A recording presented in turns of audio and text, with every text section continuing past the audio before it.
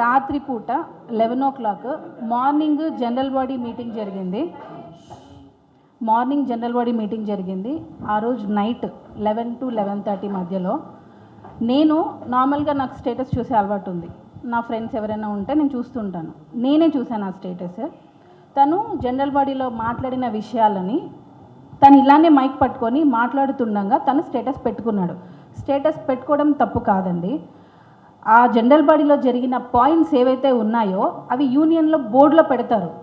అంటే ఏదైనా ఒక మార్క్ లిస్ట్ మనం ఒక అనౌన్స్మెంట్ ఇచ్చే ముందే బయటికి రాకూడదు. ఇది మీరు అడిగిన టాపిక్. విషయాలు చెప్పడం తప్పు కాదు.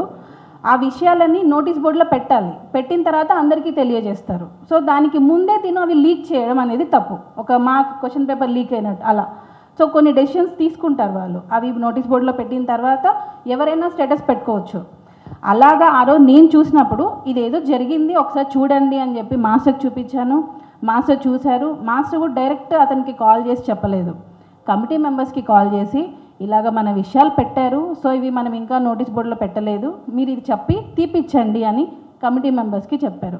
ఆ కమిటీ మెంబర్ ఆ పర్సన్కి మన సభ్యుడే అతనికి చెప్పడం జరిగింది. అతను ఇమీడియట్గా ఏదైతే ఉందో అది తీసేస్తే అయిపోతుంది, లేదా కమిటీ మెంబర్స్కి చెప్పి లేదండి నేను మాట్లాడాను కదా, నా గొప్పదనం చెప్పుకోవాలని పెట్టుకున్నాను అంటే కూడా అయిపోతుంది. కానీ పర్సనల్గా మాస్టర్కి కాల్ చేసి లిటరల్గా పచ్చి బూతులు తిట్టాడండి. నేనున్నాను పక్కన. నా భర్త గురించి తిట్టాడని చెప్పాల్సిన అవసరం నాకు లేదు. ఏంటి ఒక కొరియోగ్రాఫర్, ఒక యూనియన్ ప్రెసిడెంట్ కనీసం మినిమం ఒక మనిషిని తిట్టాలంటేనే ఆలోచిస్తాము. అలాంటిది ఇలాగ మాట్లాడుతున్నారు అసలు రెస్పెక్ట్ లేకుండా. ఒక మాజీ క్యాషియర్, సీనియర్ డాన్సర్, ఇతన్ని చూసి నలుగురు ఏం నేర్చుకుంటారు? అలాగ తిట్టిన తర్వాత మాస్టర్ చాలా హర్ట్ అయ్యారు. కమిటీ మెంబర్స్కి ఇమీడియట్గా కాల్ చేసి రేపు మనం మీటింగ్ పెడుతున్నాము, ఇలా జరిగింది.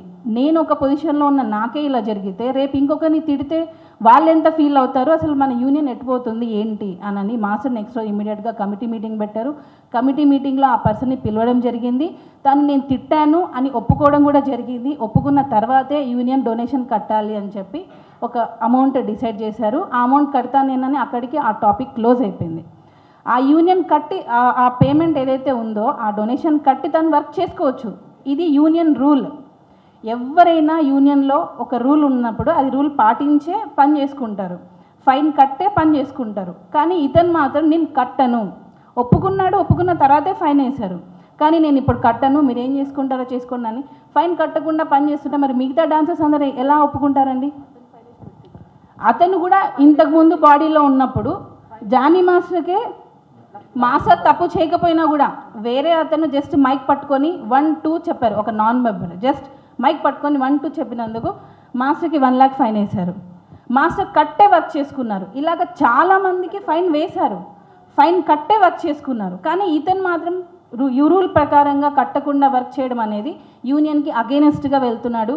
లేబర్ కోర్టుకి వెళ్తున్నాడు, మినిస్టర్ దగ్గరికి వెళ్తున్నాడు, లెటర్స్ పంపిస్తున్నాడు. ఇదేంటంటే ఇతన్ని చూసి వేరే వాళ్ళు చెడిపోయి వేరే మార్గంలో వెళ్ళే అవకాశాలు చాలా ఉన్నాయి. యూనియన్ అనేది చాలామందికి అన్నం పెట్టేది. అలాంటి వాళ్ళని ఇలాగ అందరి ముందు, మీడియా ముందు పేరు పోయేలాగా మాట్లాడడం అనేది చాలా తప్పండి. ఇంకొక విషయం, మాస్టర్ మీద యూనియన్లో ఒక యూనియన్ తరపు నుంచి మాస్టర్కి ఇంకొక 5 మందికి ఒక కేసు వేశారండి. యూనియన్ నుండి ఒక కాల్ వచ్చింది. అది కూడా ఎవరైతే మాస్టర్ మీద అగెనెస్ట్గా మాట్లాడారో ఆ పర్సన్ క్యాషియర్గా ఆ పోస్ట్లో ఉన్న టైంలో ఒక 10 సంవత్సరాల క్రితం జరిగింది. ఇది మెయిన్ చెప్పాలి, ఎందుకనంటే ఇది ఇప్పటికీ అలానే ఉంది. ఇది కనీసం మీ ద్వారా అయినా నలుగురికి వెళ్ళి ఇది క్లియర్ అవ్వాలి అని కోరుకుంటున్నాను. మాస్టర్కి ఒకరోజు యూనియన్ నుంచి కాల్ వచ్చింది, ఇట్లా నాన్ మెంబర్స్తో వర్క్ జరుగుతుంది, జానీ మాస్టర్ మీరు రండి, మీరు వస్తే కొంచెం నలుగురం వెళ్ళి అది క్లియర్ చేయొచ్చు అని అన్నారు. ఇది మేడ్చల్ ఒక కాలేజ్లో జరుగుతుంది. సరే ఓకే, నేను ఏదున్నా తప్పు జరుగుతున్నప్పుడు అన్యాయం జరుగుతుంది యూనియన్కి, నేను వస్తానని ఆయన ముందుకొచ్చి వచ్చారు. ఆయనతో పాటు కొంతమంది వెళ్ళారు, మాట్లాడారు. అక్కడ జస్ట్ కెమెరామెన్కి చెప్పారు, సార్ ఇది నాన్ మెంబర్స్ జరుగుతుంది, ఇది తప్పు సార్, మెంబర్షిప్ ఉన్న వాళ్ళకి వర్క్ పోతుంది, సో మీరు నాన్ మెంబర్స్తో వర్క్ చేయకండి అని చెప్పి జస్ట్ కెమెరామెన్తో మాట్లాడారు. అక్కడ నుండి వచ్చేసారు ఇంటికి. అదే రోజు నైట్ మాస్టర్కి కాల్ వచ్చింది. సిఐ గారు కాల్ చేశారు, మేడ్చల్ పోలీస్ స్టేషన్. మాస్టర్ ఒక చిన్న డిస్కషన్, మీరు నిన్నేదో వెళ్ళి మాట్లాడారంట కదా, మీరు రండి, మీరు వస్తే జస్ట్ ఒక 10 నిమిషాలు డిస్కషన్ చేసుకుందాం, పంపించేస్తాను అని అన్నారు. సరే ఓకే అని ఈయన ఒక్కరే వెళ్తా అన్నారు. ఈయనతో పాటు యూనియన్ నుంచి 5 మంది వెళ్ళారు. మాస్టర్ ఒక్కరినే పంపించడం ఎందుకు, అది ఎందుకు వచ్చారేమో తెలియదు. వెళ్ళాలనుకుంది మాస్టర్ ఒక్కరే, కానీ మిగతా 5 మంది వచ్చారు. ఓకే, హెల్ప్ కోసం అందులో ఈమె కూడా ఉన్నారు.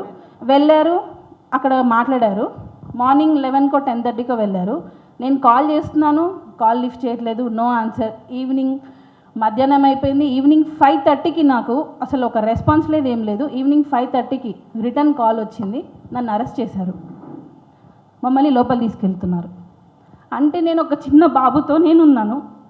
వెళ్ళిన వ్యక్తి 5:30కి ఒక కాల్తో వచ్చి ఇట్లా నన్ను అరెస్ట్ చేస్తున్నారని అంటే ఏం చేయని తప్పుకి 14 రోజులు రిమాండ్లో ఉండేసి వచ్చారండి ఈ యూనియన్ కోసం. దేనికోసం అండి వెళ్ళాలి? ఫ్యామిలీని పిల్లని వదిలేసి వెళ్ళాల్సిన అవసరం లేదు. నాకేంటి, శేఖర్ మాస్టర్ వెళ్ళారా, గణేష్ మాస్టర్ వెళ్ళారా? ఎందుకు మాస్టర్ వెళ్ళారు? ఆ రోజు మిగతా వాళ్ళు వర్క్లో ఉండిండొచ్చు, కానీ ఈయన కూడా వర్క్ ఉండింది, కానీ వదులుకొని మరీ వెళ్ళారు. ఎందుకు వెళ్ళారు? ఈ యూనియన్ కోసం.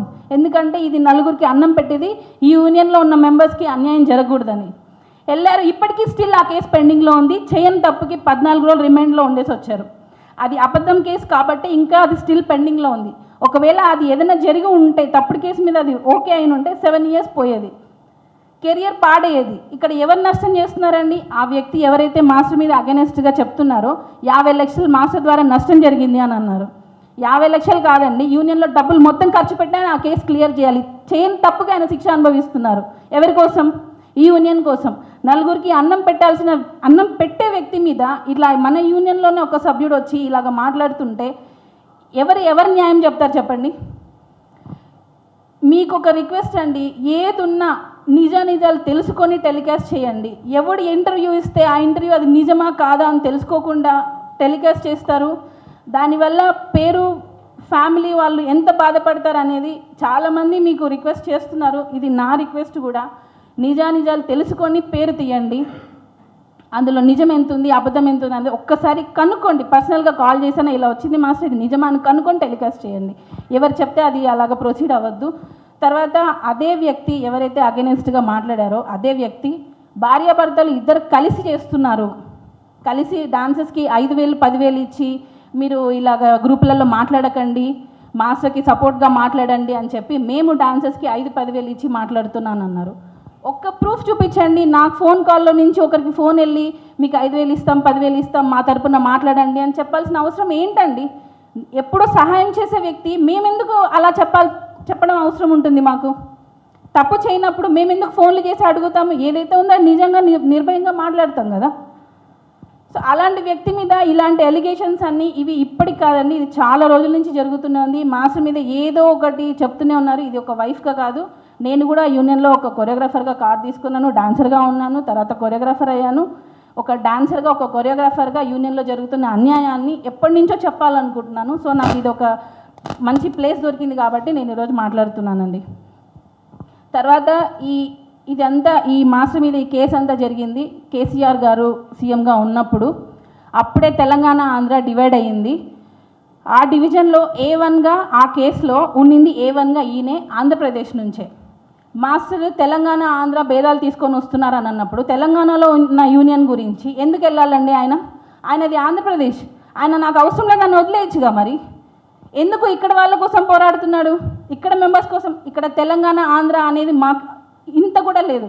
కానీ ఎవరైతే మాట్లాడుతున్నారో వాళ్ళే మాకు తెలంగాణ వాళ్ళకి ఇంపార్టెన్స్ ఇవ్వాలి, ఇక్కడ ఇంపార్టెన్స్ అనేది టాలెంట్కి ఇస్తారండి. ఈ యూనియన్ ఎప్పుడు టాలెంట్కి ఇస్తారు తప్ప తెలంగాణ ఆంధ్ర ఇంకొక నుంచి వచ్చారు వాళ్ళకి ఇవ్వాలి ఇది కాదు.